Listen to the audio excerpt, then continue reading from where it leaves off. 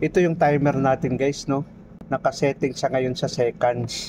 Ang setting nito guys dito, kung makikita natin, ito yung setting niya. Pag iset natin to, mayroon tong minutes, seconds at saka hours. Kung itry natin to pihitin guys, mag-change dito ng minutes at saka hours. Itry natin pihitin para makita din ng mga baguhan. Kung makikita nyo guys, no? Minutes, kung nakikita nyo yan, nagbi-minutes siya, no? Tapos hours, 10 hours. Tapos babalik siya sa seconds. Tapos dito naman sa kabila, itong kabila na ito, pag pihitin mo ito, mag-change ang number dito guys. Ito kasi ay analog timer. Kung itry natin pihitin dito, kung makikita natin, no, mag-change ang number niya. Kung makikita natin, naging 0.2, 0.4, 0.6, 0.8, no? Kung makikita natin. Tapos ngayon, kung pihitin mo na naman ulit, mag-change naman siya guys, no? Ganon. 0.5, tapos 2, tapos 5. Ganon ang setting niya dito guys, no? Pag i-setting mo dito, mag-change ang number niya. Tapos dito naman guys, kung makikita natin, mayroon siyang normally close at saka normally open dito, no? Kung makikita natin. Ang supply niya guys ay 220 volts, no? Kung makikita natin, 220 volts, number 2 at saka number 7. Ito yung source niya na power supply. Tapos ang 1 naman at saka 4 ay normally close, ang 1 ang common. 1 at saka 3 ang normally open. Dito naman sa kabila, mayroon din, no? 8 at saka 5 ang normally close. Kung makikita natin, 8 at saka 6 ang normally open. Tapos ang resistive load niya guys ay hanggang 5 ampere lang. Tapos 250 VAC siya, no? Tapos pwede rin siya lagyan ng 100 volts to 240 volts AC. Ganun siya guys. Tapos 50 to 60 Hz siya.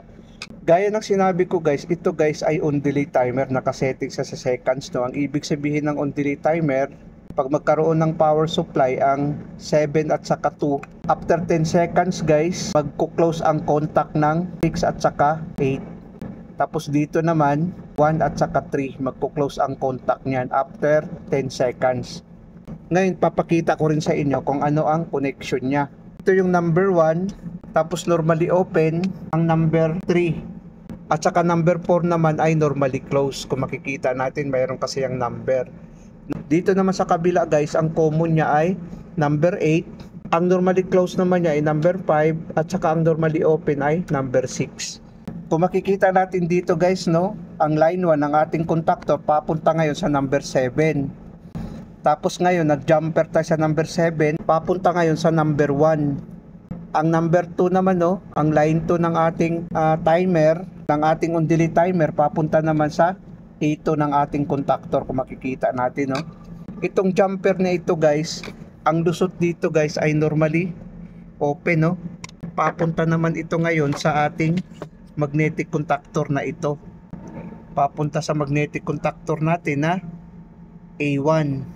Tapos ang A2 naman ito guys, ang magnetic contactor 2 naman natin, ang A2 niya papunta ngayon sa line 2 ng ating circuit breaker. Ganun ang connection niya guys. Ilagay natin to para makita din ninyo kung ano ang function niya. I-try natin ngayon i-on itong circuit breaker. Tingnan natin. Ayan, gumana ang timer natin, no? After 10 seconds, gagana ang contactor natin. Kung makikita natin guys, no?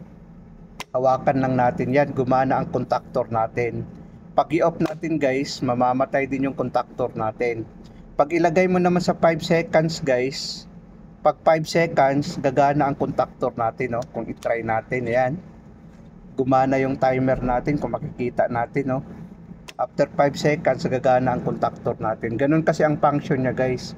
Ngayon, kung ilagay naman natin sa sa 15 seconds, pag i-off natin to, pag i-try natin ulit, 15 seconds guys, bago gagana ang contactor natin. Ganun siya guys, 15 seconds bago gagana. Kasi nakasetting siya sa seconds guys, kung makikita natin, no.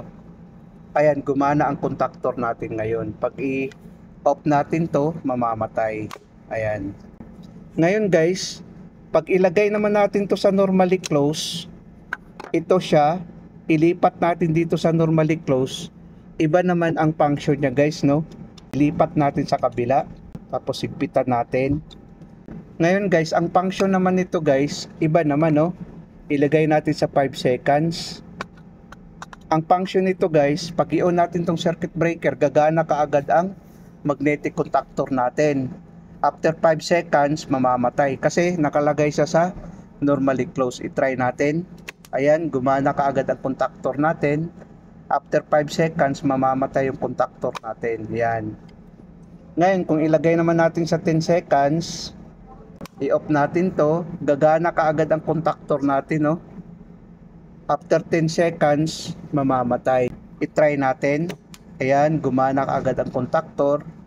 After 10 seconds, guys, mamamatay. Kung makikita natin, no? Ayan, namamatay siya. Ganon ang function nito, guys, sa ating on-delay timer. Sana, guys, nakapagbigay ito ng konting kaalaman sa mga baguhan. Maraming salamat sa inyo, guys. Hanggang sa muli.